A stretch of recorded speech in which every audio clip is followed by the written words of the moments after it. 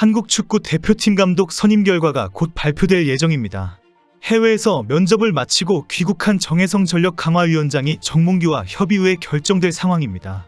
한국 축구 팬들 입장에서는 먼저 정몽규와 정혜성 위원장이 퇴진을 해야 한다는 분위기입니다. 한국 축구를 이렇게 만든 가장 큰 원인이 있는 책임자들이기 때문입니다. 정몽규는 말하면 입이 아프지만 정혜성도 황선홍 감독에게 A대표팀 임시감독을 맡길 때 잘못될 경우나 내가 책임진다라고 큰 소리친 인물입니다. 결국 황선홍에게 투잡을 뛰게 하면서 파리올림픽 진출을 좌절시킨 책임이 큽니다. 이렇게 자격도 안 되는 인물들이 차기 사령탑을 선택한다고 하니 불편할 수밖에 없습니다.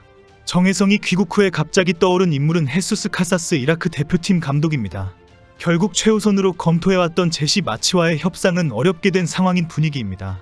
대한축구협회가 5월 안에 반드시 차기 사령탑을 선임할 계획이라고 밝혔기 때문에 결국 카사스 감독으로 결정될 것입니다. 이미 스페인 매체에서는 헤수스 카사스가 한국 축구대표팀 감독으로 확정되었다는 뉴스가 나왔습니다. 보도에 의하면 카사스 감독은 축구협회 면접을 마쳤고 몇 가지 협상만 남은 상태라고 합니다. 축구협회는 그동안 최종 리스트에 오른 제시 마치, 세놀 귀네슈, 바스쿠 세아브라, 헤수스 카사스 등 4명의 후보를 대상으로 면접을 진행해온 것으로 알려졌습니다. 제시마치와 세놀기 세슈 감독은 그동안 이름이 올라온 적이 있지만 바스크 세이브라와 헤수스 카사스는 갑자기 떠오른 후보입니다. 바스쿠 세아브라 감독은 2023년 9월 포르투갈 프리메이라 리가의 이스토릴 프라이아 감독직에 부임했습니다. 그 직전에 한국의 황인택 선수가 수원 삼성에서 임대 영입되어서 한국에서 알려진 팀이기도 합니다. 세아브라 감독은 하위권이었던 이스토리를 이끌며 상위팀인 FC 포르투를 2번이나 꺾는 등 파란을 일으켰습니다. 단숨에 포르투갈 리그를 이끄는 차세대 감독으로 주목을 받았습니다. 그러나 이미 감독직을 맡고 있고 국가대표팀 감독 경험이 없는 것이 치명적인 단점입니다. 나이도 40세로 젊고 아시아팀에 대한 이해가 부족한 것도 큰 단점입니다. 마치와 귀네슈 등과의 협상이 난관에 부딪히면서 차선책 후보로 검토가 되었습니다. 헤수스 카사스도 차선책으로 거론된 후보입니다. 그러나 현재 연봉 협상에서 걸림돌이 없다는 점과 여러가지 협상 조건을 모두 받아들일 수 있다는 점에서 차기 사령탑으로 유력한 상황입니다. 2022년 11월 이라크 축구대표팀 감독으로 부임할 때의 연봉이 약 12억 원으로 계약한 것으로 알려졌습니다. 클리스만은 연봉 29억 원에 계약했기 때문에 연봉 협상이 문제가 아닌 상황입니다. 가장 큰 걸림돌인 연봉이 문제가 안 되면서 카사스 감독 선임이 기정사실화된 상황입니다.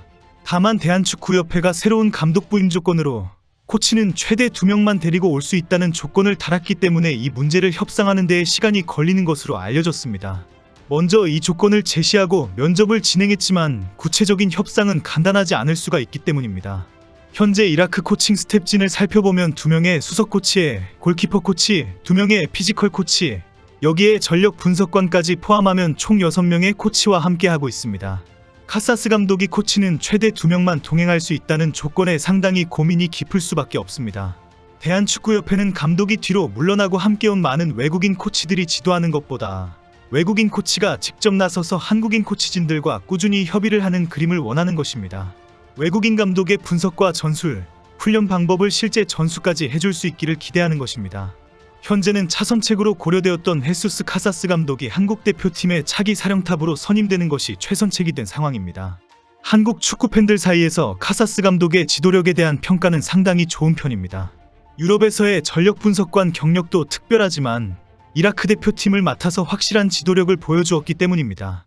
일각에서 손흥민, 황희찬, 이강인이 카사스 스타일과 만나면 어떤 경기력을 보여줄 것인지 기대하기도 합니다. 그동안 많은 우여곡절이 있었지만 카사스 감독의 선임으로 일단 마무리가 되기를 기대하게 되었습니다. 그러나 카사스 감독으로 선임이 되더라도 그동안 한국 대표팀을 종이호랑이로 만든 그 흑역사와 과정을 분명히 따지고 넘어가야 합니다. 지금까지 축구협회는 차기 감독으로 제시마치 전 리즈 유나이티드 감독을 새 사령탑 1순위로 선정한 것으로 알려졌습니다. 그러나 사실은 거의 유일한 후보로 놓고 협상했다로 알려져 있습니다. 스스로 한국 대표팀을 맡고 싶다라고 했던 일부 감독은 협상 자체에 불성실할 정도로 연봉 협상과 조건의 배짱을 튕기며 몸값 올리기용으로 이용했기 때문입니다. 제시마치 감독은 리즈에서 350만 파운드, 약 59억 원을 받았습니다. 다른 후보였던 브루누 라즈 전 울버햄턴 감독은 150만 파운드, 약 42억 원을 받았고 아기레 마료르카 감독은 10년 전 일본 대표팀을 맡을 때에 25억 원을 받았습니다. 현재 축구협회의 재정 상황도 좋지 않기 때문에 연봉은 매우 중요한 조건입니다. 클리스만에게 위약금 100억 원을 줘야 하고 천안 축구센터 건설비 때문에 300억 원 대출까지 받은 상황입니다. 그러나 사실 한국의 모든 조건을 받아들이고 대표팀을 맡겠다는 세계적인 지도자가 있었습니다. 강력하게 한국행을 희망했던 귀네슈 감독을 축구협회에서는 나이가 많다는 이유로 배제했습니다. 축구협회가 미온적이면서 귀네슈 감독은 최근 튀르키예 명문 베식타스 감독으로 돌아간다는 현지 보도가 나오고 있습니다. 결국 스스로 선택의 여지를 없앤 축구협회는 단 한 명의 최적 후보인 제시마치 감독에게 적극 구애를 했습니다. 하지만 결국 일부 축구 전문가들은 제시마치와 아기레 감독은 그냥 들러리이다, 결국 포르투갈 출신의 브루노라즈 감독으로 결정될 것이다 라고 전망한 이유입니다. 브루노라즈 감독은 희망 연봉이 50억 원 가까이 되고 축구협회의 코치 2명 조건을 받아들이지 않으면서 최종 제외되었습니다. 그리고 제시마치 감독과의 협상도 연봉과 조건에서 서로 맞지 않으면서 축구협회는 차선책으로 돌아설 수밖에 없었습니다. 정몽규의 축구협회가 한국 축구를 다 무너뜨리고 클리스만 감독 선임으로 해외 토픽으로 망신까지 당하게 했습니다. 지난 2월 클리스만이 경질되었을 때 해외에서 갑자기 한국 대표팀 감독을 원한다는 감독들이 쏟아졌습니다. 그동안 클리스만이 연봉 29억 원을 받으면서 클리스만과 코치들이 해외에서 근무하면서 투잡까지 뛸 수 있는 자리라는 것이 소문이 났기 때문입니다. 당시 스티브 브루스 전 웨스트 브로미치 엘리언 감독까지 적극적으로 나서면서 큰 소동이 일어나기도 했습니다. 스티브 브루스는 챔피언십의 브로미치 엘비언 감독으로 부임했다가 단 8개월 만에 6위였던 팀을 22위로 떨어뜨려 놓고 바로 경질되었습니다. 그전 뉴캐슬을 맡았을 때에는 팀이 사우디에 인수되면서 800만 파운드, 약 135억 원의 위약금을 받고 계약을 상호 해지했습니다. 이런 브루스가 영국 언론에 대한축구협회와 소통을 했다, 감독직을 원한다고 강력하게 전달했다라고 공개를 해버린 것입니다. 영국 미러의 특종 보도로 알려지면서 한국의 차기 사령탑이다라는 속보가 나오면서 영국 현지 축구 팬들의 조롱거리가 되었습니다. 브루스가 한국 감독이라고 오마이갓이라는 비난 글이 쏟아질 정도로 한국까지 도마에 올랐습니다. 결국 한국 대표팀 감독은 연봉도 높고 일단 계약만 하면 거액의 위약금도 확보할 수 있는 자리가 된 것입니다. 여기에 손흥민과 이강인, 황희찬과 김민재 등 빅리거를 많이 보유하고 있다는 점도 큰 메리트가 되고 있습니다. 최고의 선수들을 지도했다는 경력과 함께 성과가 난다면 지도력을 인정받을 수 있는 기회이기 때문입니다. 특히 2026년 북중미 월드컵에 손흥민과 이강인, 김민재와 황희찬이 있는 한국 대표팀의 지도자로 화려하게 등장하고 싶어합니다. 결국 한국 대표팀 감독직은 외국인 감독들에게는 손해볼 일은 하나도 없는 로또가 보장된 자리인 것입니다.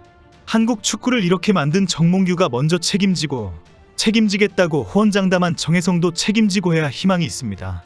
새로운 사령탑 발표하기 전에 사퇴 기자회견을 먼저 하면 좋겠습니다.